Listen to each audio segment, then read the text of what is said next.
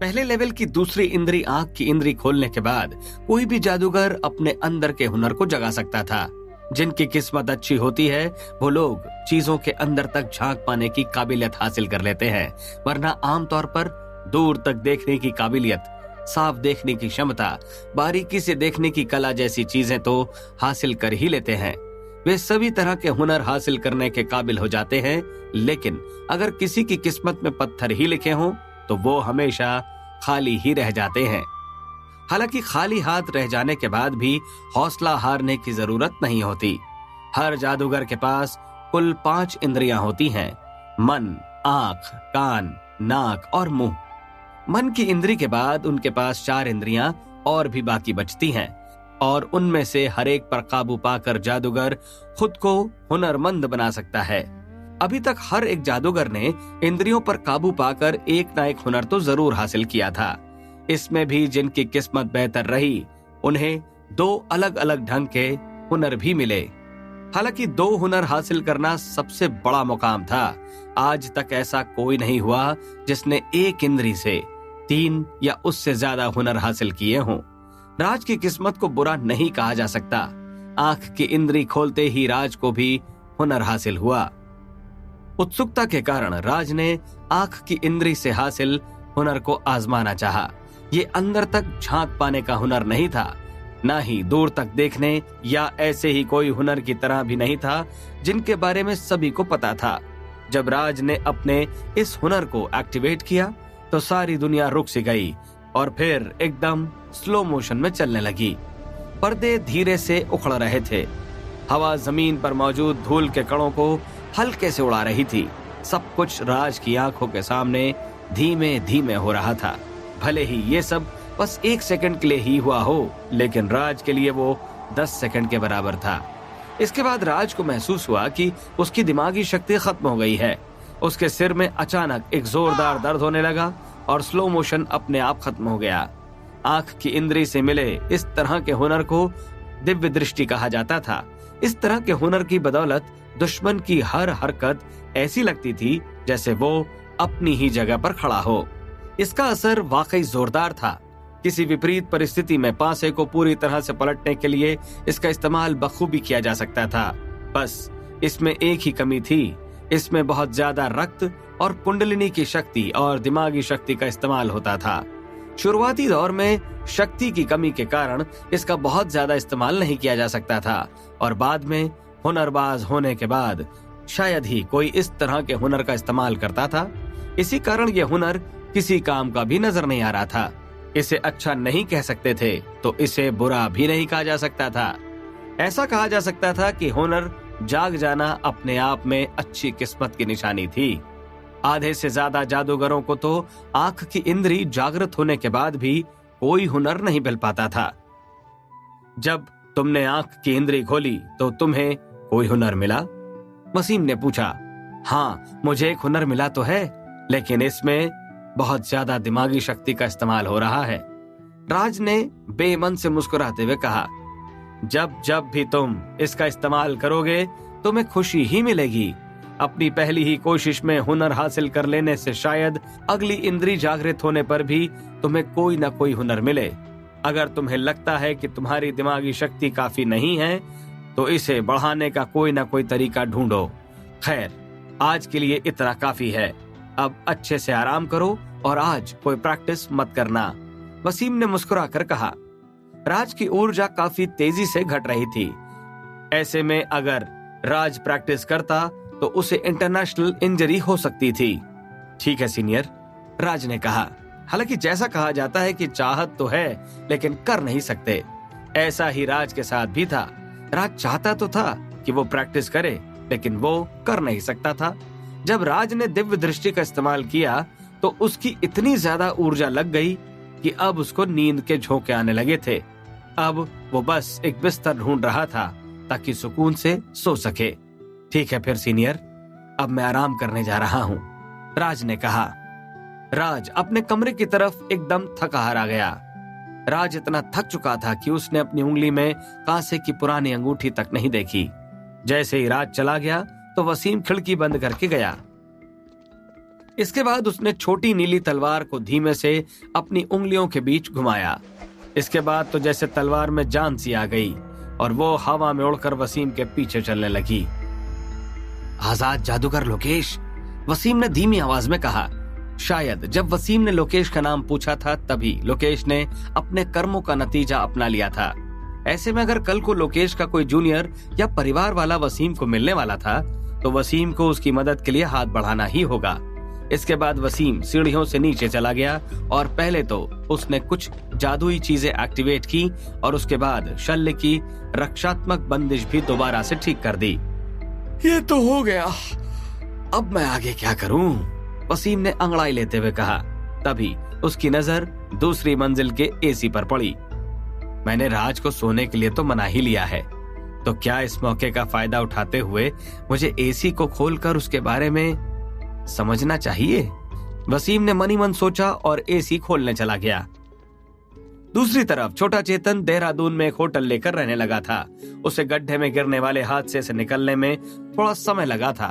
इस बीच उसे इस बात की चिंता भी होने लगी थी कि राज अपने साथी के साथ बदला लेने आएगा। इसलिए उसने अपने कपड़े कई बार बदले, यहाँ तक कि उसने अलग अलग कमरों में जाकर नहाया ताकि उसके शरीर की गंध भी मिट जाए। इसके अलावा उसने अपनी शक्ति छुपाने के लिए किसी जादुई लिक्विड का इस्तेमाल भी किया। अब तक तो उस जूनियर को मुझे ढूंढ लेना चाहिए था। लगता है उसने मुझे वाकई यूं ही गुजरने वाला समझा था, चेतन ने मनी मन सोचा। इसके बाद वो मेडिटेशन करने बैठ गया ताकि उसकी मानसिक स्थिति थोड़ी बेहतर हो सके। लेकिन इसी समय उसके दिमाग में आज की घटना भी चल रही थी। एक बात तो आज लेकिन साफ हो गई कि जूनियर एक नया नवेला जादूगर ही है। अगर वो अकेला होता तो मैं आज ही उससे खूनी क्रिस्टल छीन लेता और मुझे कोई दिक्कत भी नहीं जाती। हालांकि जूनियर के साथ वाले जादूगर के बारे में अभी भी मैं कुछ नहीं जानता। और आखिर जूनियर और उसके बीच क्या रिश्ता है? क्या वो हमेशा जूनियर के आसपास ही रहेगा या वो कुछ दिनों में यहाँ से चला जाएगा? सिर खुजाते हुए चेतन ने सोचा। उसने असीम शैतानी कबीले के लोगों को और जानकारी जुटाने के लिए पहले ही लगा दिया था। ठीक तभी उसका फोन बजा। हेलो, क्या ये जादूगर चेतन है? तुम्हें जूनियर के बारे में जो खबर चाहिए थी वो तैयार है। हिल व्यू होटल आ जाओ, हम यहीं तुम्हें सारी जानकारी दे देंगे। दूसरी तरफ से आवाज आई। ठीक है, चेतन ने कहा और खड़े होकर बाहर निकल गया। भाई तुम कहाँ जा रहे हो? टैक्सी ड्राइवर ने चेतन से पूछा। कोई भी इस ड्राइवर की शक्ल देखकर बता सकता था कि उसने जिंदगी के बहुत तजुर्बे लिए थे। हिल व्यू होटल, चेतन ने जवाब दिया। वो तो काफी दूर है, ड्राइवर ने जवाब दिया। कोई बात नहीं, मेरे पास काफी पैसे हैं, चेतन ने आम ढंग से कहा। ठीक है, फिर संभल कर बैठिए, ड्राइवर ने मुस्कुराकर कहा। इसके बाद उसने गाड़ी को जैसे पंख लगा दिए और तेजी से सड़क पर आगे बढ़ने लगा।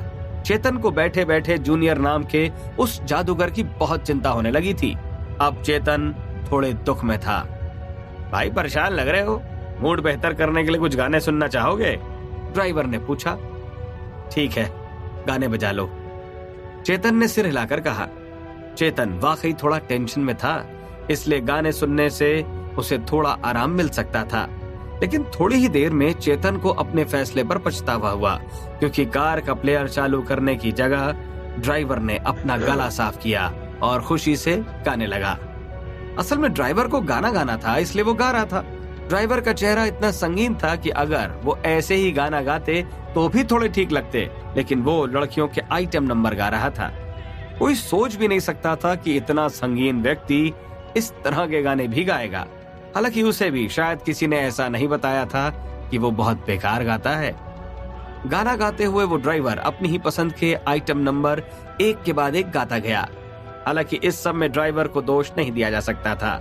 आमतौर पर आजकल इसी तरह के गाने आ रहे थे और अगर लगातार ऐसे ही गाने कानों में पड़ेंगे तो गुनगुनाने के लिए भी वही गाने पहले जुबान पर आएंगे। लेकिन इन गानों की वजह से चेतन का दिमाग पहले से और खराब हो गया। अब गाना मत गाना, मुझे थोड़ी शांति चाहिए, चेतन ने कहा। ड्राइवर ने मानो इतना सुनते ही अपने होठ सी लिए। तभी गाड़ी के पीछे से एक कुत्ता पीछा करते हुए आया। ये टफी था, उसके गले में कैमरा लटका हुआ था। उसने चेतन की हर मूवमेंट की तस्वीरें ली थी। टफी को अपनी ही खींची तस्वीरें देखकर खुद पर काफी नाज हो रहा था। शैतानी कुत्ता होने के नाते टफी की काबिलियत और ताकत बेमिसाल थी। उसके पास बिना किसी की नजर में आए चेतन का पीछा करने के 100 तरीके थे। हालांकि एक शैतानी कुत्ते का पीछा करना बहुत हल्के में नहीं लिया जा सकता था।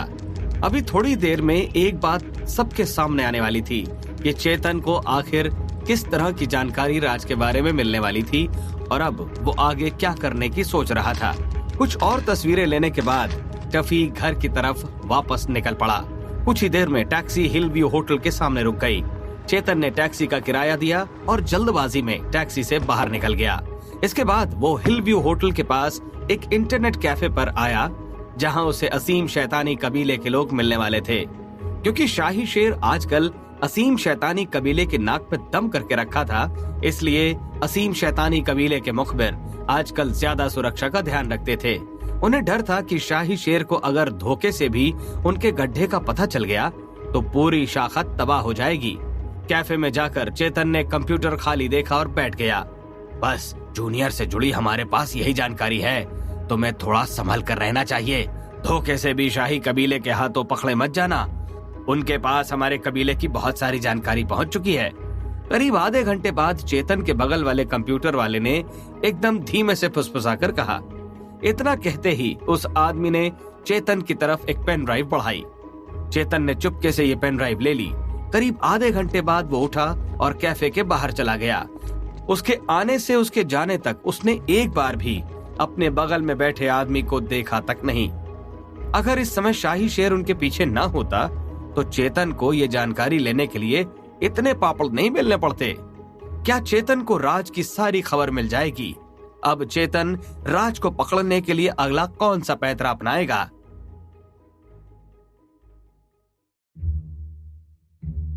चेतन ने होटल देखा और वहां के कंप्यूटर में पेन ड्राइव लगाकर जानकारी देखने लगा।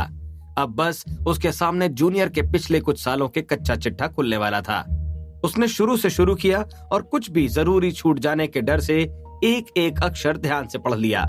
हालांकि करीब 6 महीने की जानकारी देखने के बाद उसे समझ आया कि ये तो स्कूल के किसी बच्चे की सामान्य सी जिंदगी है, जिसमें पढ़ना, क्लास जाना, नए दोस्तों से मिलना, अच्छे नंबर पाना, कभी कभार गेम खेलना शामिल है।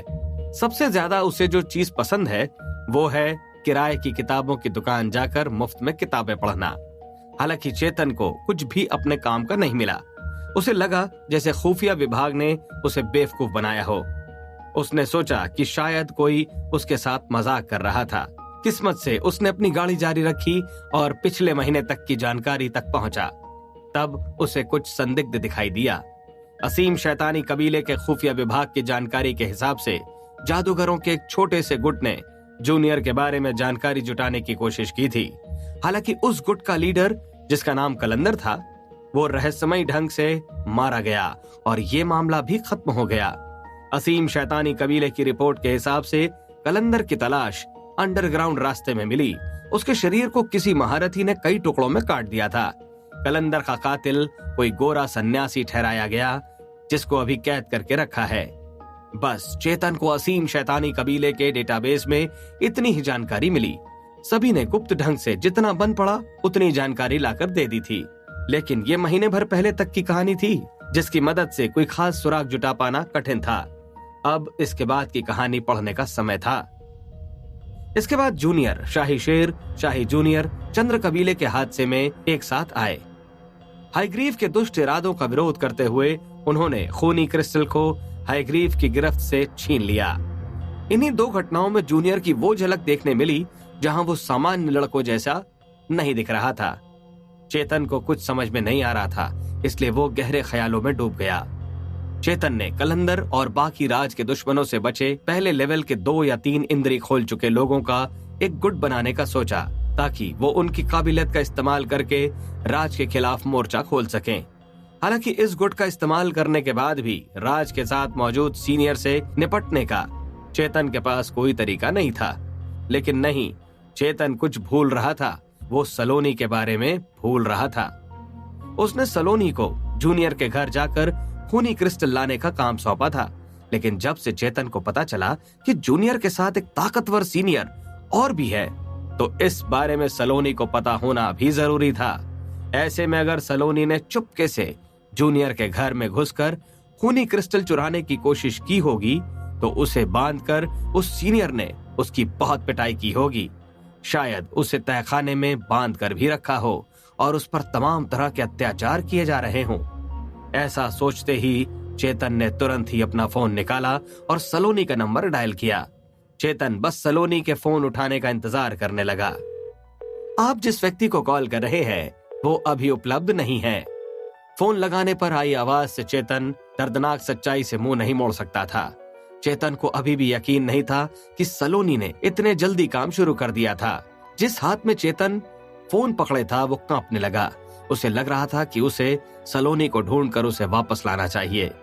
हालांकि जब भी वो एक ऐसे सीनियर के बारे में सोचता जिनके गिरने भर से जमीन में गड्ढा बन गया था तो चेतन सदमे में आ जाता था। अगर मैं उस सीनियर के रास्ते से भी गुजरा तो शायद उसे हमला करने की जरूरत भी ना पड़े। वो अकेले अपने आप को जमीन पर गिरा दे, उतने में ही मेरा काम तमाम हो जाएगा। अब मैं क्या करूं? क्या मैं सलोनी को ऐसे ही छोड़ दूं? ऐसा सोचते हुए चेतन दुख के सागर में डूब गया। इस समय उसे एहसास भी नहीं हुआ कि टफी उसका पीछा करते हुए उसका वीडियो बना रहा था। टफी ने चेतन के पूरी जानकारी पढ़ने तक का वीडियो बनाया और फिर वहां से निकल गया। ये मिशन पूरा होने के बाद टफी को नया लैपटॉप मिलने वाला था। खुद का लैपटॉप होने के कारण टफी की राज या वसीम का कंप्यूटर इस्तेमाल करने की चिंता खत्म होने वाली थी। अब टफी अपनी पत्नी के साथ जब चाहे तब गेम खेल सकता था। ऐसा सोचते हुए टफी को लगा कि उसे इस बात का जश्न मनाना चाहिए। टफी ने ठाना कि वो वापस जाकर बाबा बैरागी को खरी खोटी सुनाएगा, क्योंकि वो अभी तक टफी को लेने नहीं आया था। टफी को समझ में नहीं आ रहा था कि बाबा बैरागी को घर से भागे टफी की जगह जादूगर बादल ज्यादा जरूरी कैसे लग सकता था। शायद मुझे घर जाकर अच्छे गाने ढूंढने चाहिए, क्योंकि मेरी पत्नी दिन भर मेरे साथ नहीं रह सकती। आम लोगों को नींद की भी जरूरत होती है, टफी ने मनी मन सोचा, क्योंकि अब टफी को समय काटने के लिए कुछ बढ़िया चीज की जरूरत थी।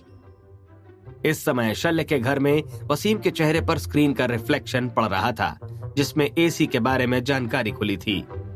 इसके बाद उसने एसी के पुर्जे पुर्जे खोल दिए और जमीन पर फैला दिए। इंसानों का दिमाग दिन ब दिन बेहतर ही होता जा रहा है। जादूगरों को तो एसी जैसी चीज की जरूरत ही नहीं है, लेकिन लगातार बढ़ रही गर्मी के हिसाब से इंसानों के लिए ये बहुत जरूरी है। ये वाकई में बहुत रोचक है। ये युग बहुत ही कमाल का युग है। यहाँ कई चीजों के पुर्जे पुर्जे करके उसे खोला जा सकता है। अब इसके पहले कि राज सोकर उठ जाए, मुझे एसी को वापस कस देना चाहिए, वसीम ने मनी मन कहा और एसी के पुर्जे उठाकर बिना भूले उन्हें एक साथ जोड़ने लगा। इस बार उसने अपनी पिछली गलती से सीख लिया था। एसी को खोलते समय उसने एक एक स्टेप ठीक ढंग से याद कर लिया था। उस हिसाब से जल्दी ही एसी पूरी तरह से जुड़ने वाला था। इस बार मैं एक भी पुर्जा पीछे नहीं छोड़ूंगा। वाकई अगर मैं किसी चीज को करने को लेकर सीरियस हूँ तो कोई दिक्कत ही नहीं आ सकती, वसीम ने भरोसे के साथ एसी को जोड़ते हुए सोचा। एसी को दूसरी मंजिल पर लाकर वसीम ने वेंट के साथ लगा दिया और जैसे ही उसने एसी ऑन किया तो वसीम के चेहरे का भरोसा और खिल उठा। लेकिन करीब 5-6 सेकंड के बाद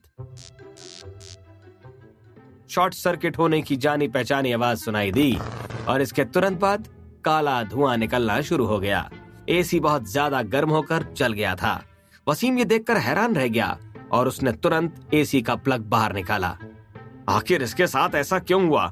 मैंने तो सब कुछ सही ढंग से ही किया था और कहीं कोई गड़बड़ी नहीं की, फिर ये जल कैसे गया? वसीम ने चिढ़कर सोचा। इसी दौरान उसने राज के कमरे की तरफ देखा। राज अभी भी सो रहा था। अब मेरे पास और कोई तरीका नहीं बचा, मुझे जादू की मदद लेकर ही एसी को ठीक करना होगा। वसीम ने अपने हाथों को रगड़ा और एसी को दोबारा खोल दिया। इसके बाद वसीम ने आत्मीय संकलन और तापमान नियंत्रण बंदिश का इस्तेमाल किया। हालांकि जैसे ही वो बंदिश लगाने ही वाला था, उसे किसी चीज का ख्याल आया। अरे रुको, मुझे नहीं लगता कि मुझे तापमान नियंत्रण बंदिश आती है, वसीम ने सोचा। ऐसा इसलिए था क्योंकि जब जादूगर मन की इंद्री खोल लेता था तो उसे शरीर के तापमान नियंत्रण की कला अपने आप आ जाती थी, इसलिए कभी भी तापमान नियंत्रण बंदिश की जरूरत ही नहीं पड़ती थी। अब मैं क्या करूं? वसीम ने दोषी ढंग से एसी की तरफ देखकर कहा। काफी देर तक सोच विचार करने के बाद उसने एसी को एक डिब्बे में भरा और उसे नीचे लेकर जाने लगा।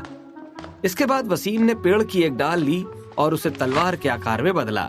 इसके बाद उसने उसमें कुछ बंदिशें डाली। आखिर में इस लकड़ी की तलवार में आत्मीय कुंडलिनी डाली। सब कुछ खत्म हो जाने के बाद लकड़ी की तलवार उड़ने वाली तलवार बन गई। हाँ, मैंने कई सालों बाद कुछ बनाया है। मेरा हाथ अब इतना सधा हुआ नहीं रहा, वसीम ने बड़बड़ा कर कहा। डिस्पोजेबल उड़ने वाली तलवार तैयार थी। नाम से ही समझ आता था कि ये बस एक बार इस्तेमाल की जा सकती थी।